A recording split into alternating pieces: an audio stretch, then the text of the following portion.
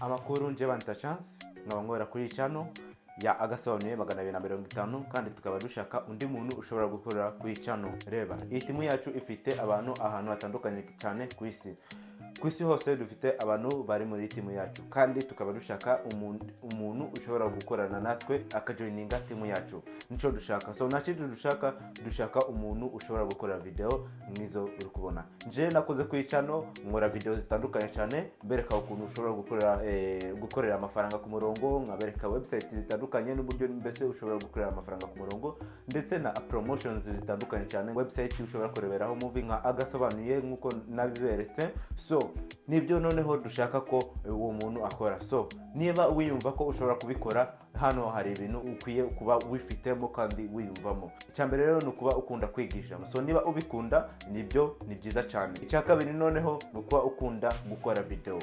Iyo ukunze gukora video bigafatana no kwigisha, ibyo bintu biba ari byiza cyane. Noneho icyanyuma no kuba uzi kweditinga video. Nko kweditinga video no kuvuga ngo kuyikatinga n'ibintu bitandukanye cyane. Ndabizi ko niba uri gushaka kano kazi ibyo bintu urabizi. So ndikugira ngo ibyo bintu urabishobora. Kandi niba ukunda kano kazi no kuvuga ngo ari ibintu ukwiye kuba ufite nka camera, tripod, gusa ibyo bintu ndabizi ko niba ushaka kano kazi urabifite. So niba ushaka uri kureba ko kano kazi kagukwiye, nakugira ko watwandikira inamba ndazishira hano. So nukuvuga ngo weho uratwandikira kuri WhatsApp, noneho tuvugane turebe niba meeting twayikora, noneho ubone ako kazi. Ikindi noneho nuko wakorera aho waba uri hose, hejuru y'umusozi cyangwa se hasi aho ushaka, kuri beach hose wahakorera, kandi wakorera mu gihugu waba uherereye hose. So twandikire kugira ngo tuganire n'ibindi bitandukanye cyane byiyongeyeho. Reka tubanane muri timu yacu.